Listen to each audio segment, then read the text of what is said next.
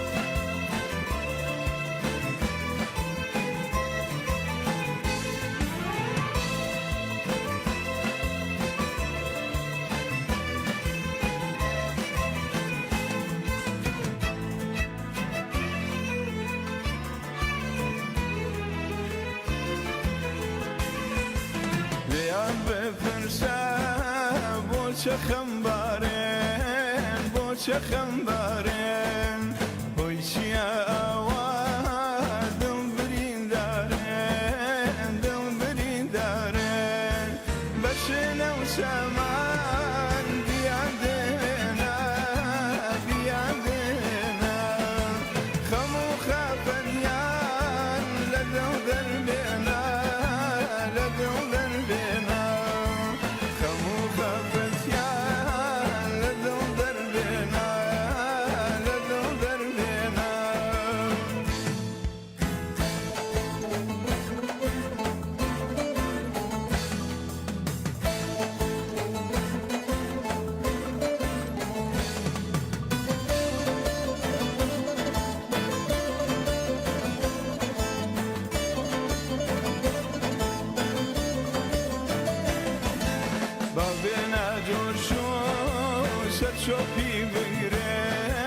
سەرچۆپی بگرێن دڵی شەوەزان بەخریوە بدڕێن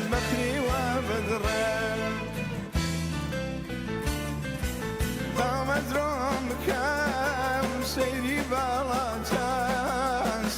باڵاتان ئەستێرە گەشەم هەڵدێم لەلاتان ئەستێرە گەشەم هەڵدێم لەلاتان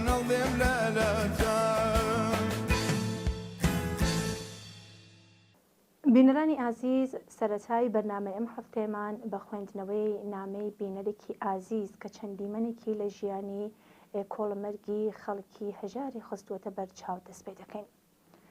ئەم بینەرەمان دەڵێت هەر لە بەیانیەوە تا ئێوارە کار دەکەم، ئارەق دەڕێژم و تین و توانای گیانم زەڕە زەڕە دەتوێتەوە.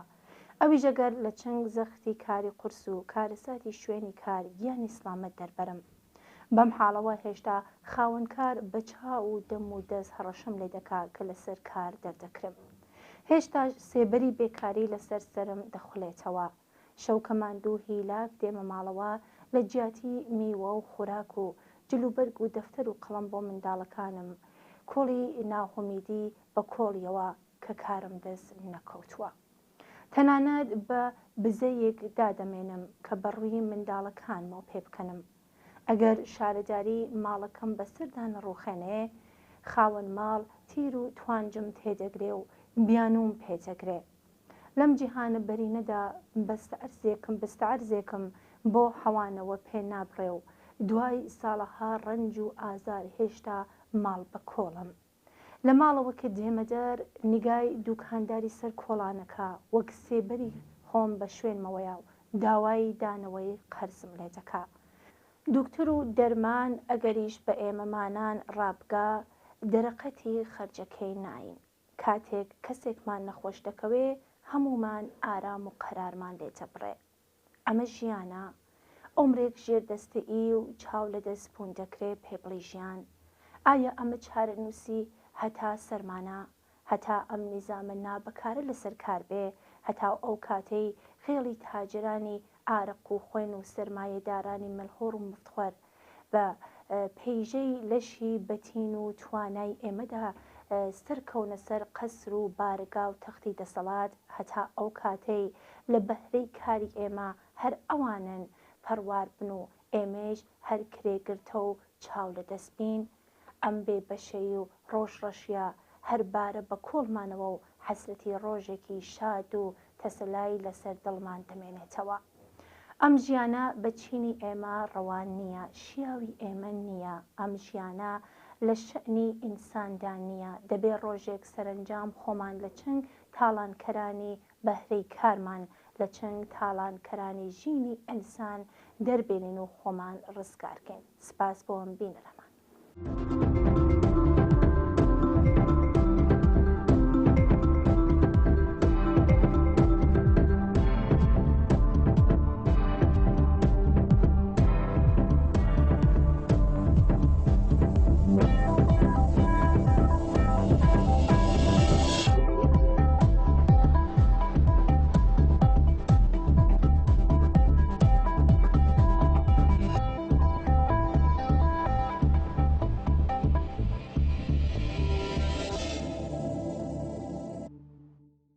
بینەرێکی ئازیزمان بابەتێکی بۆ نردوین کە تێدا باس لە یەکێک لە شێوەکانی کۆنترۆڵ و سانسۆری کتێب لە ئێران دەکات. ئەم بینەرە بەڕێزەمان نووسیەتی ڕژیمی ئیسلامی هەر لە یەکەمین ساڵەکانی هاتنە سەرکاریەوە و دوای ئەوەی کە شۆڕشی خەڵکی سەرکۆت کرد چێژی سووتاندنی کتێبی لە ئێران وڕێخست. کامیون لەو کتێبانەی کە یان لە کتێبفرۆشیەکان و یان لە ماڵەکان تاڵانی کردبوو یان ئەو کتێبانەی کە خەڵک لە مەترسیگیانی خۆیان لە شەقامەکاندا فڕیاندا بوو کۆی کردەوە لە بیابانەکانی دەوروبەری تاران ئاگری تێبەردان. کەم نەبوون ئەو ئینسانانەی کە بە بۆنەی هەبوونی ئەو کتێبانەی کە لە ڕوانگی کۆماری ئیسلامیەوە زیان بەخش و قەدەغە کرابوون ئەشکەنجە و ئیعدام کران. لە ساڵەکانی دواتردا سیستمی سانسور و کۆنترۆڵی خۆی نەتەنیا بەسەر کتێبە سیاسیەکان و ڕەخنەگری ڕژیم ڕۆژ لەگەڵ ڕۆژ پەرێ پێدا و شێوازی جۆراوجۆری بەکارهێنا، بەڵکو دەستی لە ناوەڕۆکی کتێبە دەرسیەکان، زانستی و کتێبەکانی زانکۆش وەردا. لە حاڵێکدا کە لە ڕێگای وەزارەتی ئێرشادەوە بودجەی زۆری لە بەردەم ناوەندەکانی بڵاوکراوەی سەر بە ڕژیمدانا، ناوەندە بڵاوکراوە سەر بۆ خۆکانیشی بەرەو وەرشکەست بوون پاڵ پێوەنا. بۆ نمونە هەندێک جار چاوی خۆیان لە چاپ و بڵاوبوونەوەی هەندێک کتێبی دیاریکراو دەبەستان ناشر پێ وابێت کە دەتوانێت ئەو کتێبە بڵاو بکاتەوە، بەڵام لەگەڵ چاپ و بڵاوبوونەوەی کتێبەکە سەربازانی بێناونیشانی ئیمامی زەمان هێرشیان دەکردە سەر ئەو ناوەندە کە کتێبەکەی چاپ کردووە و کتێبە چاپکراوەکانیان تاڵان و لە ناو دەبێت. ئەم شێوەیەک بوو بۆ ئەوەی ئەو ناشرەی کە بە دڵی ئەوان نەدەجوڵانەوە لە باری ماڵیەوە وەرشکەستیان کات. سپاس بۆ ئەو ئازیزە و هیوادارین هەروە لە پەیوەندیدا بێت لەگەڵمان.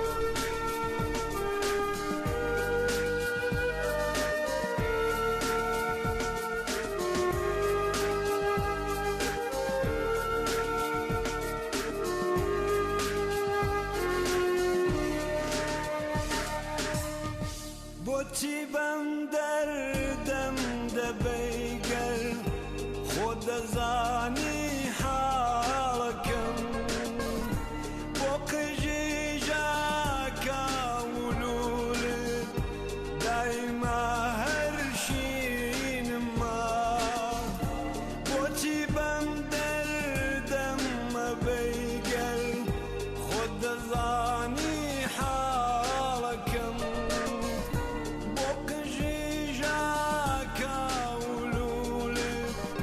دايما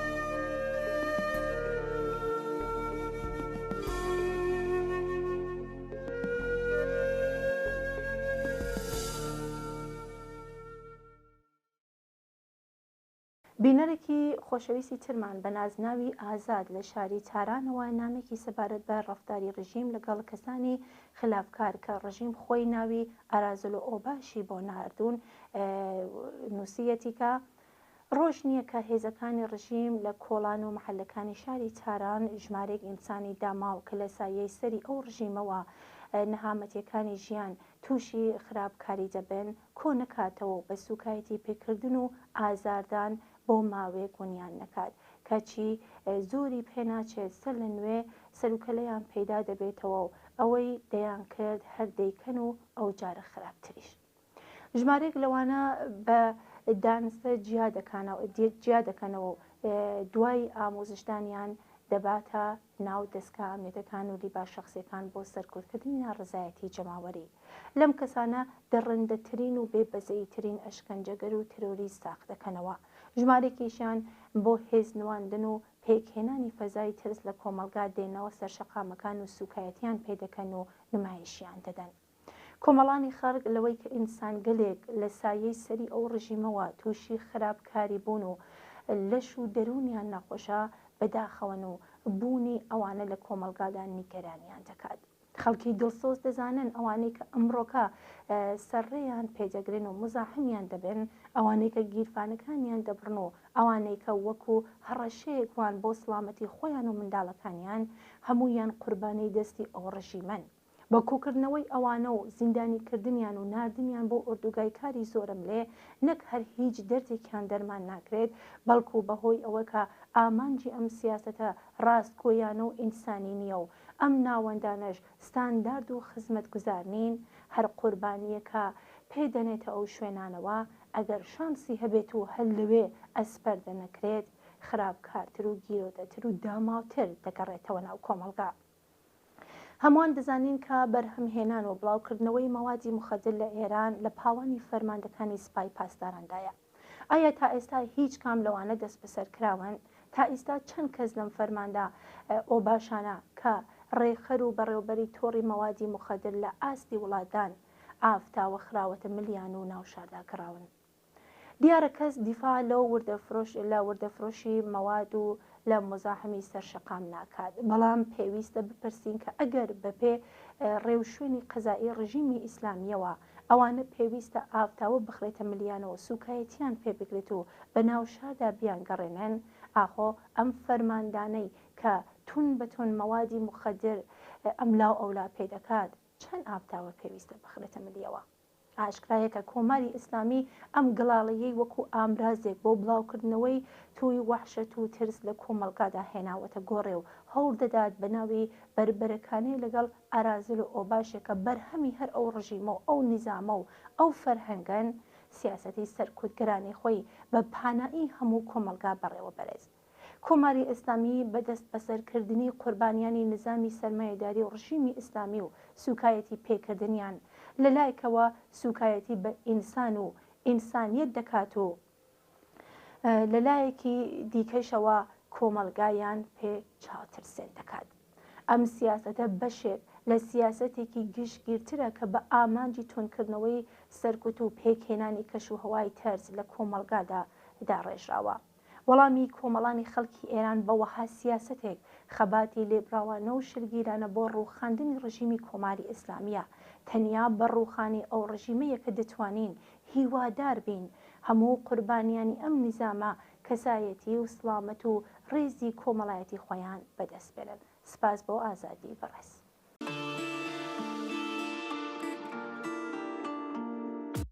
بله بله قربان زندگی نرماله یه سال کار کرد یه شب شام کفاره بله چشم قربان زندگی نرماله به جز اینم نمیگیم مبادا کی جرم باشه بله بله قربان زندگی نرماله یکی تو گور خوابه یکی 10 تا برج داره بله چشم قربان زندگی نرماله حقمونو نمیخوایم مبادا کی جرم باشه قربان پایینو دیدید سفره خالی خالی رو دیدید، شما نورتون زیاد شهر تاریک رو دیدید. اینجا که باریک کمر چون خونا رو مکیدید، اینجا که کثافتتون رو از بالا میریزید. دیدید چقدر فرق داریم دوریم ازتون، بیلیت نمیخواد دعوت منی تمتون. پسر برو تو اتاق آقا رو نترسون، ایشون کهنه و پاره ندیدن نه حتی از دور. قربان نظاره کنید شما ستاره شدید، با کرسوی نور همینا که اعدام میکنید. شما با اشتباه رشد کردید به جای توبیق، نقد منتقدم بریدی تا اراده کنید. قربان شیرین کنید کامتون رو تلخ کلامم، اینجا مردم فقط زندن زندگی ندارن. بچه های ما شبا سر رو گشنگی میذارن، ببخشید وجدانای شما چجوری میخوابن؟ بله بله قربان زندگی نرماله، یه سال کار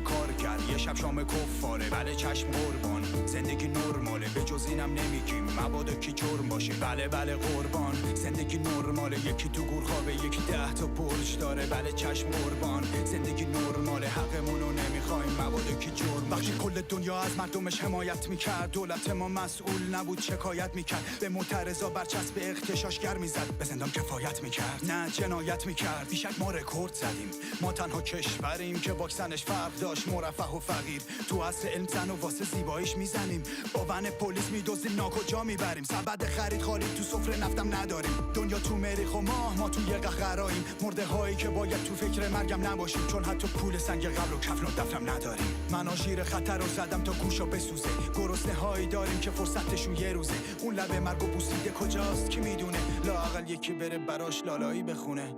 بله بله قربان زندگی نرماله، یه سال کار کرد یه شب شام کفاره. بله چشم قربان زندگی نرماله، به جز اینم نمیگیم مبادا کی جرم باشه. بله بله قربان زندگی نرماله، یکی تو گور خوابه یکی 10 تا برج داره. بله چشم قربان زندگی نرماله، حقمونو نمیخوایم مبادا کی جرم باشه. میترسیم از سال بعد از اجاره خونه، از مدرسه هایی که وسط بیابونه. پرنده پر نمیزنه تا بیاب و دونه، این زندگی نرمال یا بیمارمونه. جنس بیکیفیت اینجا مثل طلا میمونه، کارگر دو شیفت میدوه پراید فرار میکنه. توی این چرخه فاسد تلاش میخوره، سیستم واسه یکی 1 میلیون رو فدا میکنه. واسه مالک کشا که تو آمریکا مست فسادن، برون ریزی عقده تخلیه فاضلابن. اینجا چپ و راست نداره همه یه جناحن، میگیم گیر باطلاقی میگن پی اصلاحن. احیانا چیزی هست که بهتون بر بخوره، احیانا فکر کردین شهروند بردتونه. مردم نون نخورن نون شما چرب بمونه، قربان گفتنم دلیل گیجی سرتونه. تانکرای نفت تو صف تو راه رفت، لاله های سرخ فرش دلار سبز. شهر پر از فقر سوت صدای مرگ، مسحور پول و روح رجال پست. بدون جناحیم دنبال رهایی، دستای گره به هم زنجیر انسانی. بدون جناحیم دنبال رهایی، قدرت اتحاد تقدیر خود مایی. تانکرای نفت تو صف تو راه رفت، لاله های سرخ فرش دلار سبز. شهر پر از فقر سوت صدای مرگ، مسحور پول و روح رجال پست. تانکرای نفت تو صف تو راه رفت، لاله های سرخ فرش دلار سبز. شهر پر از فقر سوت صدای مرگ، بینەرێکی خۆشەویستمان بە نازناوی هەورامان نامێکی سەبارەت بە دەوری سوپای پاسداران لە ناوبردنی دار و درەخت و جەنگەڵەکانی کوردستان بۆ نردوین کە کۆدکراوەکەی تیان بۆ بڵاو دەکەینەوە. هەورامان دەنووسێت لەو ڕۆژانەدا کە بە بیانووی هەڕەشە لە هێزەکانی ئۆپۆزیسیۆنی کوردستانی ئێران لە هەرێمی کوردستان، سوپای پاسداران هێزێکی زۆری لەسەر سنوورەکان کۆکردوێتەوە، مانۆڤڕیان پێدەدات و تۆپبارانی ناوچەکە دەکات و دەبێتە هۆی سووتاندنی دارستان و جەنگەڵەکان لە هەردوو دیوی سنوور. لەم ساڵانەی دواییدا هەر جەنگەڵ و دارستانێک ئاوری تێبەر بوو بێت، شوێنی ئاگر کەوتنەوەکە مەیدانی مانۆڤری هێزەکانی سوپای پاسداران بووە. جەنگەڵباری لێ بێخەمەوە دەستگای ئاگر کوژێنەوەیان یا نییە و یا هەردیانە، یان ئەگەر سەرنجام سەرکەلەی پەیدا دەبێت کار لە کار ترازاوە و لایەکی ئەو سروشتە جوانە و ڕازاوەیە ڕەش هەڵگەڕاوەتەوە بووەتە خۆڵەمێش. خەڵک لەگەڵ ئەوەشدا کە خۆیان ئیمکاناتی وایان لە بەردەستانیە کە بچنە شەڕی ئەو ئاورەی کە سروشتەکەیان لێ دەسووتێنێ، بەڵام ئەگەر ترس لە تەقی هێزەکانی سوپا و نائەمبوونی شوێنەکە نەبێت، هەر چۆنێک بێت بەگشیدا دەچنەوە و پێش بە پەرسەندنی خەسارەتەکە دەگرن. لە ماوەی 42 ساڵی دەسەڵاتی حکوومەتی ئیسلامیدا بە جێگەی پەرسەندنی فەزای دارستانی، 1 لەسەر 3 دارستانەکانی ئەم وڵاتە لە نێو چوون و بەپێ ئاماری ڕاگەیاندنەوەی دەوڵەتی لەو ماوەیەشدا 12 ملیۆن هێکتار دارستانی سروشتی و 2,5 ملیۆن هێکتار دارستانی دەستچینی وێران کراون. ئەمە لە حاڵێکدایە کە لە ماوە زمانیەدا ڕێژەی دانیشتوانی وڵات زیاتر لە 3 بەرابەر زیادی کردووە و زەریبی پیسبوونی هەواش تا چەند بەرابەر چووەتە سەرێ. لە کۆماری ئیسلامیدا خۆ بە دەربەزدانینێکی ئەوتۆ سەبارەت بە سڵامەت و بەهداشتی خەڵک لە ئارادانیە و پارێزگاری لە دارستانەکان وەک یەکێک لە هۆکارە سەرەکیەکانی تەنزیم و هاوسەنگکردنی سیستەمی شینگەئی و زمانەتکردنی ڕێژەی سڵامەتی باقی گیانداران لە ڕیزی ئەرکە هەنوویەکانی ئەو ڕژیمەدا نییە. ئەوە تا ئێستا دەبینین نەک هەر ڕەحم بە دارستان و جەنگەڵەکانی کوردستانی ئێران ناکەن، جەنگەڵەکانی هەرێمی کوردستانیشیان داوەتە بەر پەلامار و خاپووری دەکەن. سپاس بۆ هۆرامانی بەڕێز.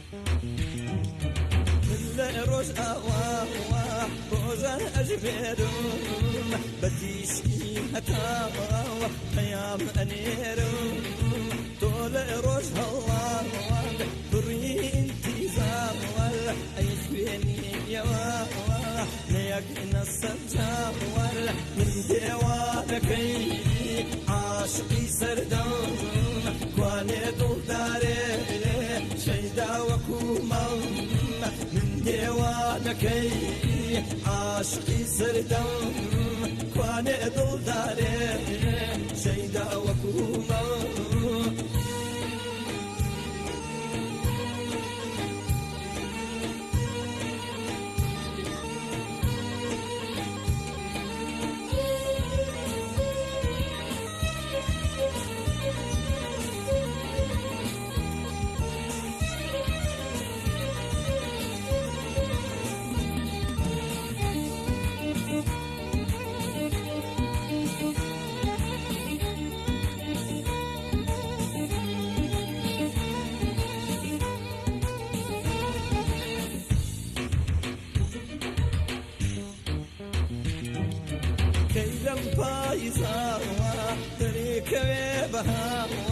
سربني مسر سنجي خاكي يا ور كيلا طالعي غربت بمدر كي تاسم بشكي لبالاي اوير من ديوانكي عاشقي سردم كواني ضداري شيدا وكومم من ديوانكي عاشقي سردم كواني ضداري شيدا وكومم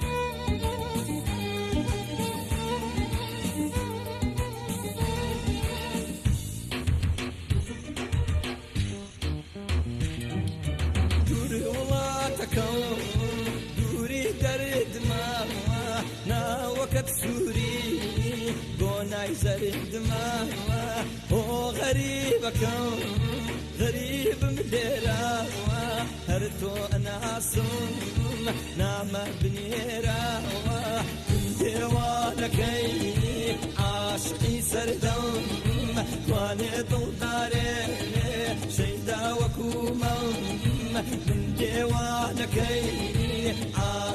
سردم کوانێ دڵدارێ شەیدا وەکو مەوت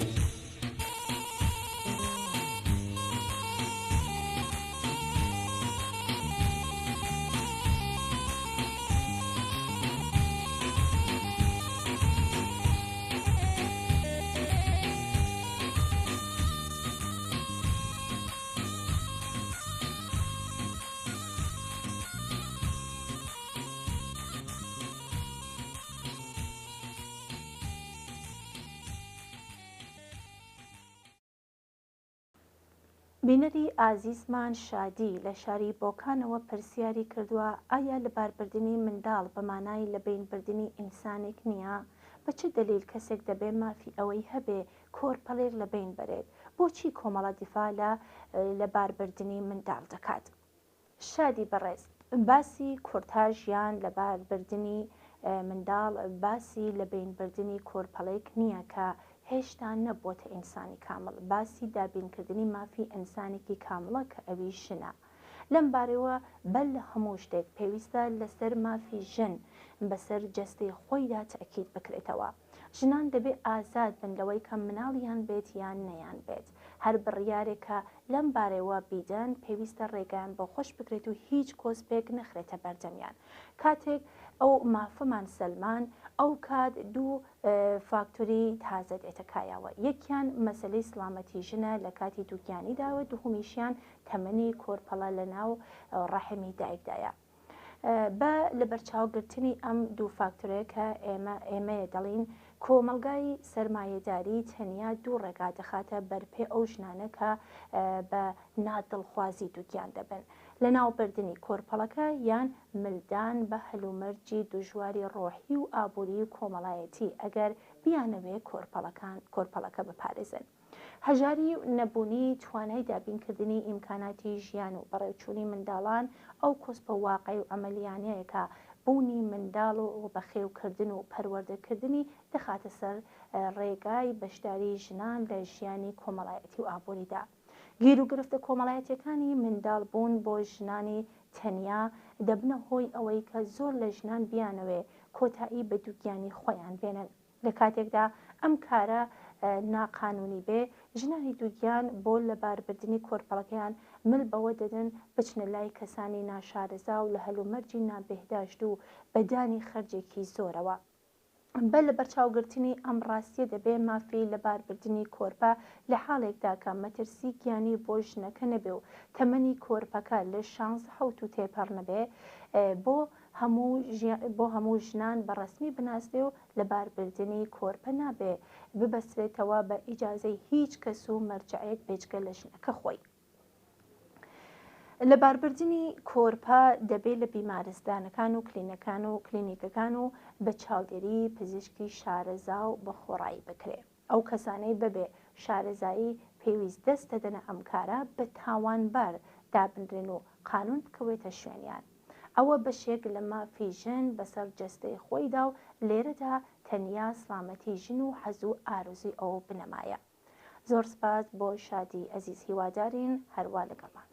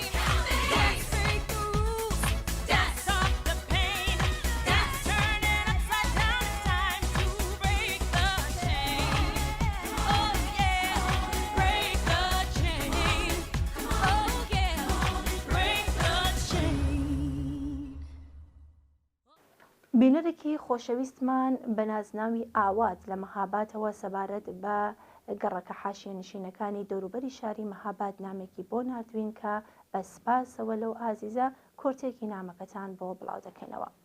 کێشەی حاشیێنشینی لە شاری مەهاباد گۆرەترین گرفتی ئەو شارەیە.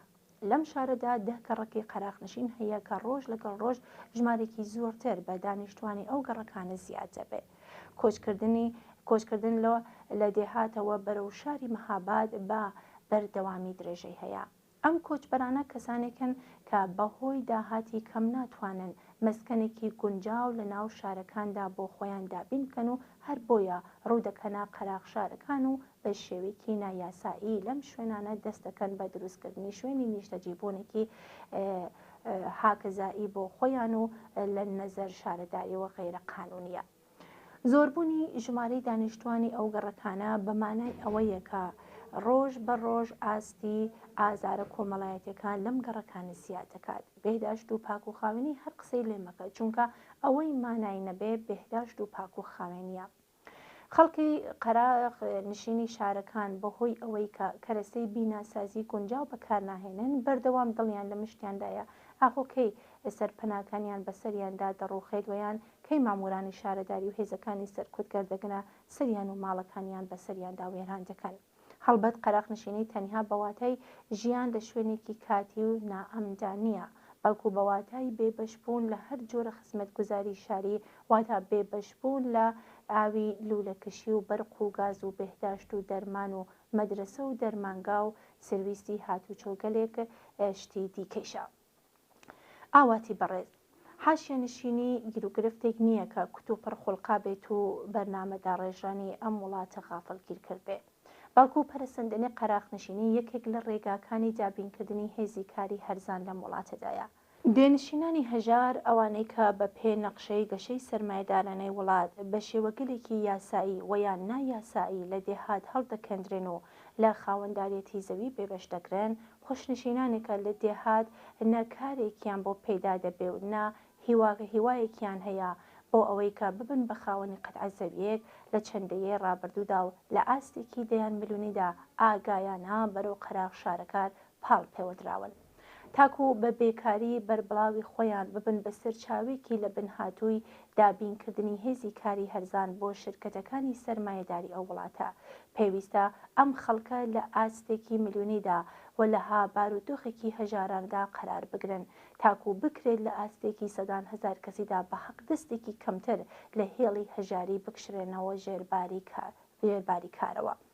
ئەوانەی کە بەم جۆرە دەکەونە قەراق شارەکان وەکو هاوڵاتیەک و ئەندامێکی کۆمەلگا حسابیان بۆ ناکرێت، هەر ئەوانن کە بورجە بەرزەکان و بینا جوانەکان بەرهەم دێنن، هەر کرێکارانی کوورەخانەکانن کە بۆ بیناکردنی ماڵی جوان و ڕێکوپێک خشک دەپێژن و بەڵام خۆیان تەنانەت خاوەنی خشتێکیش نین و سەرپەنایەکیان بە پلاستیک و تایری ماشین و نایلن و هەڵەبی بینا دەکەن.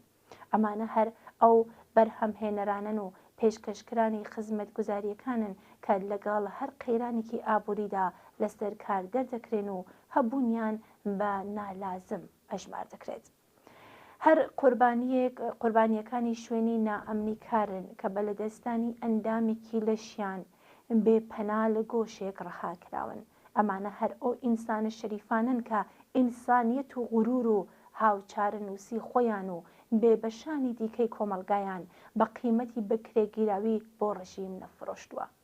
قەراقنشینی و بێسەرپەنایی کە خۆی بەرهەمی هەژاری و بێکاری و بێمەسئولیەتی دەوڵەتە، نوێنگەی گەلێک ئازاری کۆمەڵایەتیشە. لە قەراق شارەکان و لە ناو جەرگەی بێسەرپەناییدا شانسی بە دوورمانەوە لە ئێعتیاد و ئازاری کۆمەڵایەتی دیکە لە کەمترین ئاستی خۆیدایە. سپاس بۆ ئاواتی بەڕێز.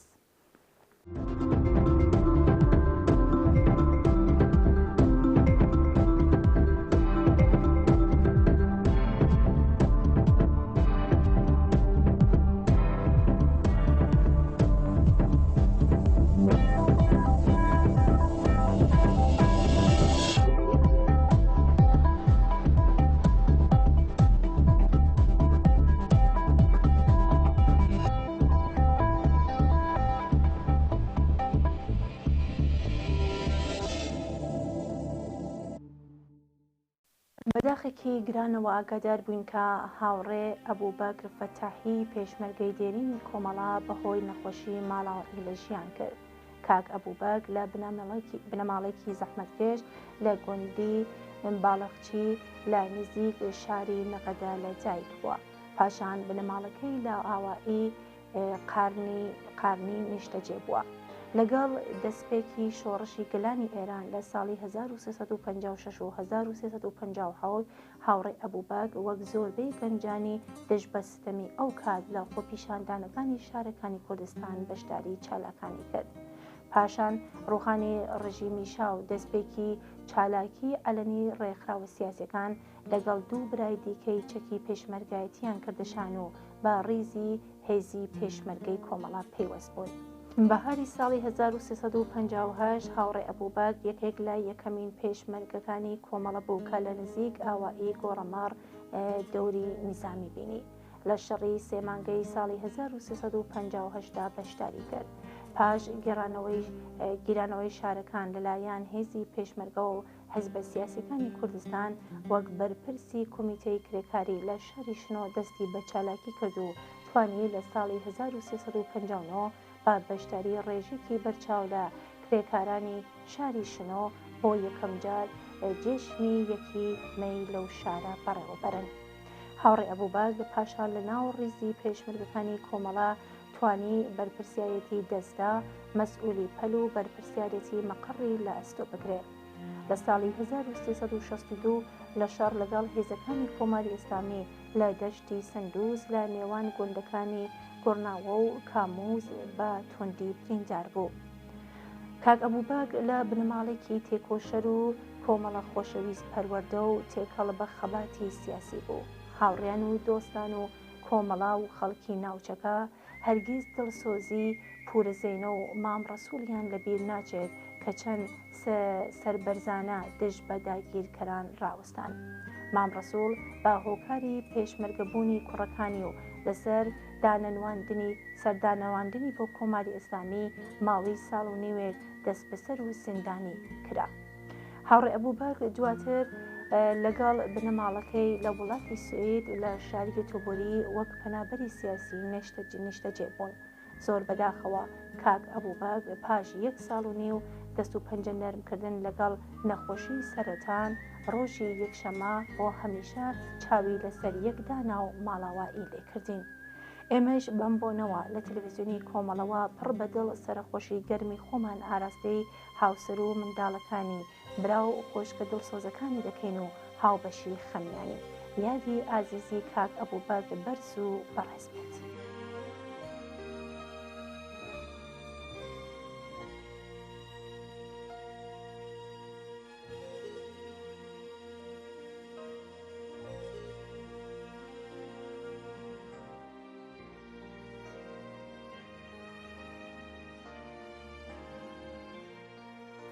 زۆر بەداخەوە یەکێکی دیکە لە دایکانی شۆڕش دایە حسمەت قوڵانی دایکی هاوڕێ گیان بەخکردو قوڵام ڕزا خەزائی ڕۆژی پێنجشەمە 15 مانگی ڕەزبەری ساڵی 1400 هەتاوی لە شاری کامیاران بەجێهێشتن و ماڵاوایی لە ژیان کرد.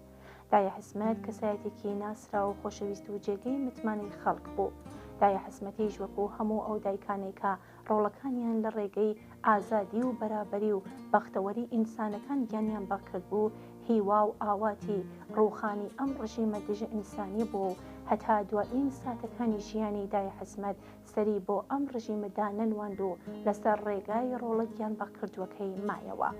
ئێمەش بەم بۆنەوە لە تەلەڤیزیۆنی کۆمەڵەوە پڕ بەدڵ سەرخۆشی خۆمان ئاراستەی بنەماڵەی خەزائی و قوڵامی و هەموو خزم و دۆستانی دایە حسمەت دەکەین و خۆمان بە شەریکی خەمیان دەزانین.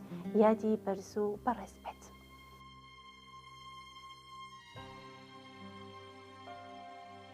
زۆر بەداخێکی گرانەوە ئاگادار بووینەوە کاک ساڵح کەمانگەر باوکی هاوڕێ گیان بەخکرد و کاک جعفەر کەمانگەر خەڵکی گوندی کەوانی سەر بە ناوچەی کامیاران لە دوای بربەرەکانێ لەگەڵ نەخۆشی شێرپەنجە ماڵاوایی لە ژیان کرد.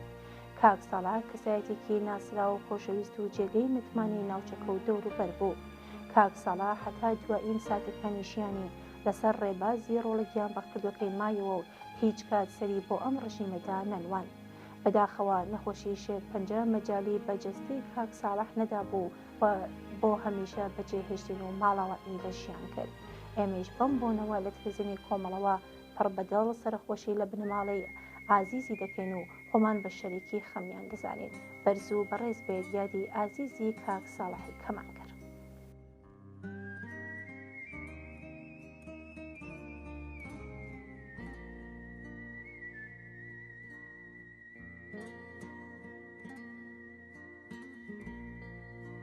بەداخ و پەژارێکی گرانەوە ئاگادار بووین کە کاکەریم ناسراو بە خاڵۆکەریم باوکی هاوڕێی گیان بەکردووی ڕیزەکانی کۆمەڵە و حزبی کۆمۆنیست کاک سدێق فەرجپور بەهۆی نەخۆشی لە یەکێک لە نەخۆشخانەکانی شاری بۆکان ماڵاوایی لە ژیان کرد. هاوڕێ سدێق فەرجپور کەسایەتێکی زەحمەتکێش تێکۆشەرێکی دڵسوزی ڕێبازی کۆمەڵە بوو و تا دوایین هەناسەکانی ژیانی پێ وەفادار مایەوە. هاوڕێ سدێق لە ساڵی 1363 لە ئاوایی عەرەبەقووی سەر و لە تێکەڵچوونی هێزەکانی ڕژیم و پێشمەرگەکانی کۆمەڵە لە فەیزوڵڵا بەیگی بۆکان گیانی باخ کرد. خاڵۆکەریم لەو ساڵانەی دواییدا تووشی نەخۆشی بوو و سەرنجام دڵی لە لێدان کەوت و بۆ هەمیشە ماڵاوایی لە ژیان کرد. ئێمە لەلایەن هەموو هاوڕێنی کۆمەڵەوە پڕ بەدڵ سەرخۆشی لە هەموو ئەندامانی بنەماڵە و دۆستان و هاوڕێیانی لە ناوچەکانی بۆکان دەکەین و خۆمان بە شەریکی خەمیان دەزانین. یادی خاڵۆکەریم بەرز و بەڕێز بێت.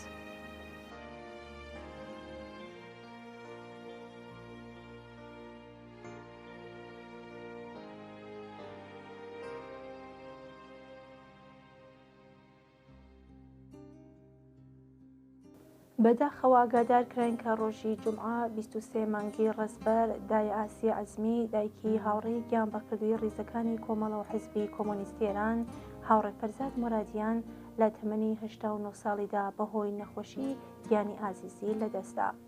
دایە ئاسیە دایکێکی خۆشەویست و تێکۆشەر بوو کە هەموو تەمەنی بە ورەی بەرز و شۆڕشگەرانەوە بردەسەر و هیچ شتێک نەیتوانی بەر بە ڕق و نەفرەتی لە سیستەمی زاڵمانەی سەرمایەداری و کۆماری ئیسلامی بگرێت.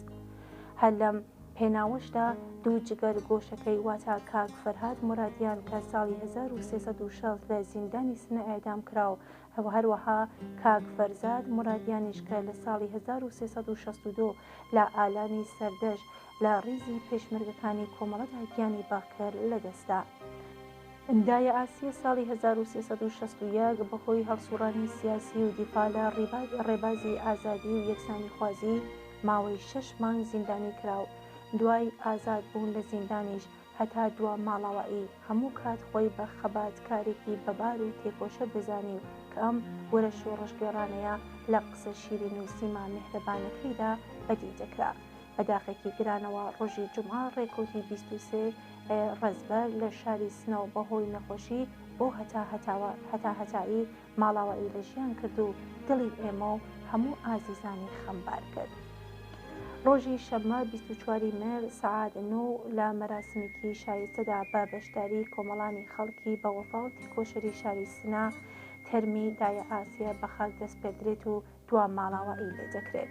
بەم بۆنەوە خۆمان بە شەریکی غەم و پەژاری هەموو بنەماڵەی ئازیزی مورادیان و ئەزمی دەزانین و بە بەشداری خەمیان دەبین. یادی دایە ئەسمەت بەرز و بەڕێز بێت.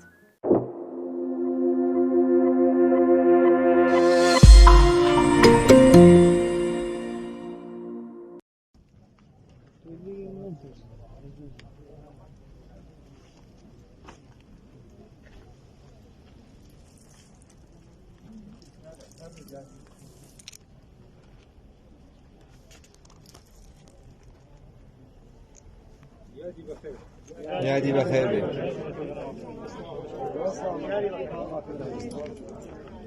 ڕەفیقیان دەستا خۆش بێ من ئیمڕۆ ئیحساس تەنیاییم نەکرد. حزور گەرم ئێوە زانی قودرەتی بە من ببەخشێت کە تەحەمڵ دووری ئەو دایکە عەزیزە تەحەمڵ کەم لە تەرەف خۆمە و لە تەرەف مەریەمە و لە تەرەف بنەماڵەکەمە و دەستخۆشیتان لێکەم دەستخۆشانەتان لێکەم. ئافرین بە غەیرەتان، ئافرین بە شەهامەتان، ئافرین بەوە کە ئێوەی بەو ناوەنیە دەستان خۆش بێ زەحمەتان کێشە قەدەمتان سەر و سەر چاوە فرێش ماتەڵ بوون دەستان خۆش پێ مەمنونتانم لە دلایەتان دەستان خۆش پێ ئەوە کە عوسمانیش گەرەکێ چەند کەلیمە قسەکە ڕەفیقەکان گشتان بەخێر بێ سەر چاوەکانم مەمنونتانم ئەم خانەوادەتانە تەنیان نەخست گەرەکم و دەقیقێ سکوت بۆ تەواوی دایکانی جانباختەکانی جنبشی ئینقلابی کوردستان سکوت کرد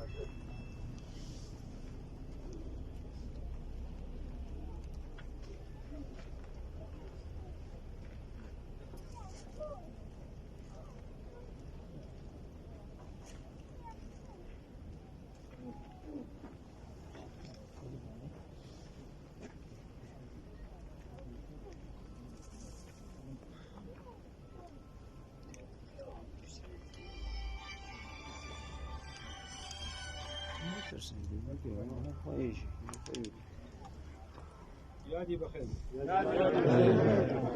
جوانەکان ڕەفیقەکان خانەوادەکان ژنان پیاوان گشتمان لەسەر دڵکۆی دایە ئاسیە جەم بووینە سەو دایە ئاسیە و هەزاران وەک دایە ئاسیەکان دەیان و هەزاران ئینسانیان لە ڕێی ئینسانیەت و تەبەقەی کرێکار و مردمی حەقی تەعینی سەرنەوشتی مردمی کوردستانە گیان خۆیان دەدەستا ئێمە بێنە و گشتمان جارێکی تر لە تەک خانەواتەی جانباختەکانە لە تەک دایکانە پەیمان تازە بکەینە و بۆ هەتا ئاخرین سەڵۆپەکان خوێنمان ڕێگای ئەو عەزیزانە و دایکەکان بە هەزاران دەرد و ڕەنج جگەرگۆشەکانیان تەقدیم بە ئینقلاب و بە تەبەقات و بە حەقی تەعینی سەرنەوشتی مردمی کوردستان کرد پەیمان تازە بکەینەوە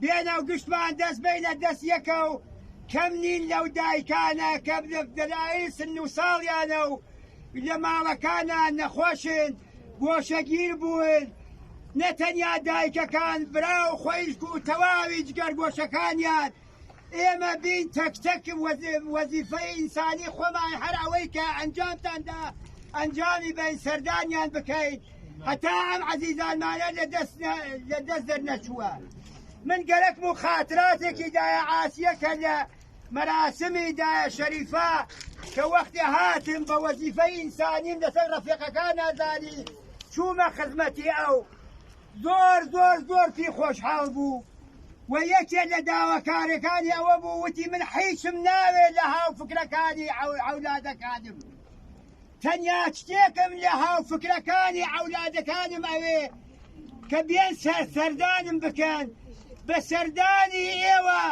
من خۆشحاڵەوم ئێوەش تەک عەزیزەکانم وا من لە دەستمدا ڕەفیقەکان ئێمە بین بارێتر پەیمان تازە بکەینە و لە تەک خانەوادەی جانباختەکانە لە تەک تەبەقەی کرێکارە لە تەک مردمی کوردستانە لە تەک مردمی سەر تا سەر ئێرانە بە ئیفتخاری بزانین چنین دایکانێ دەیان و هەزاران ئینسانی شەریفیان لە دەستدا بژی سوسیالیست بژی ئازادی بژی بەرابەری بژی حکوومەتی کرێکاری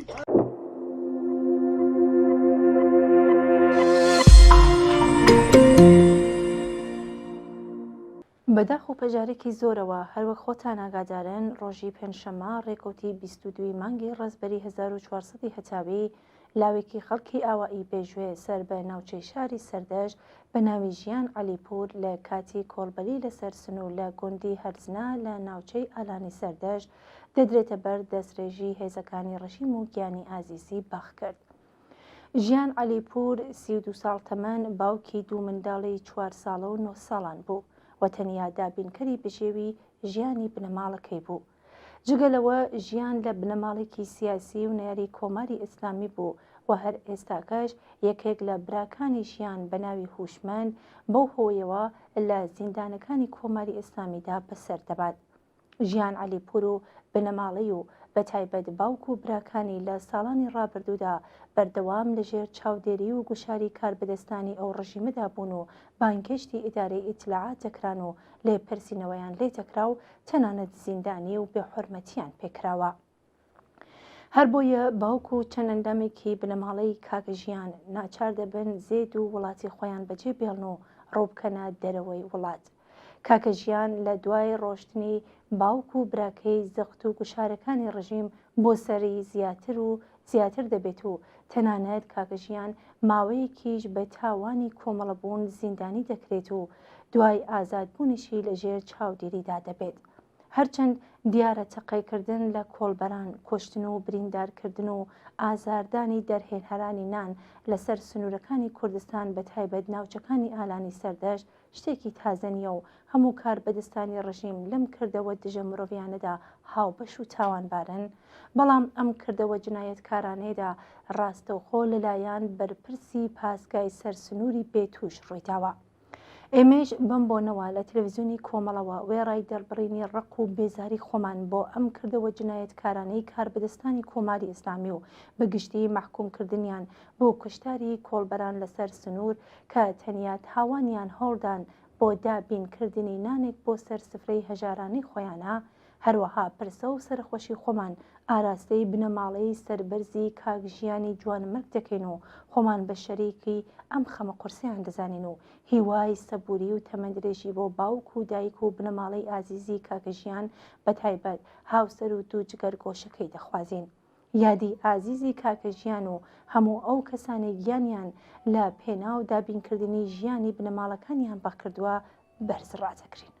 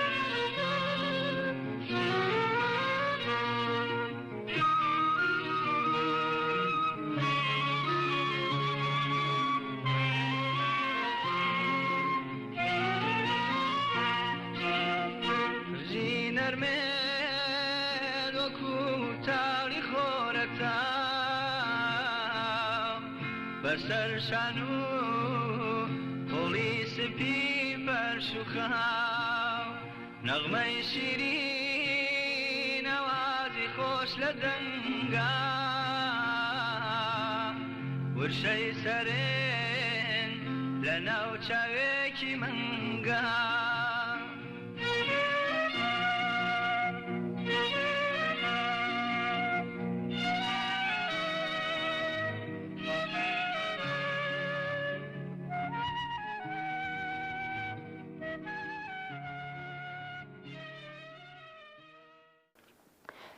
بەڵێ بینەرانی خۆشەویست، بەم جۆرە هاتینە کۆتایی بەرنامەیەم هەفتەیە ئێمە و بینەران. زۆر سپاس بۆ ئەوەی کە تا ئێستا لەگەڵمان بوون. چاوەڕێ نامە و ئیمەیل و پەیوەندیەکانی تەلەفۆنی ئەوەی ئازیزین. بۆ هەرچی زۆرتر ڕازاندنەوەی بەرنامەکەی خۆنار پەیوەندیمان پێ بکەن و پەیام و ڕابۆچوونەکانتان باس بکەن. هەر شاد و بەختەوەر بن ماڵەوە.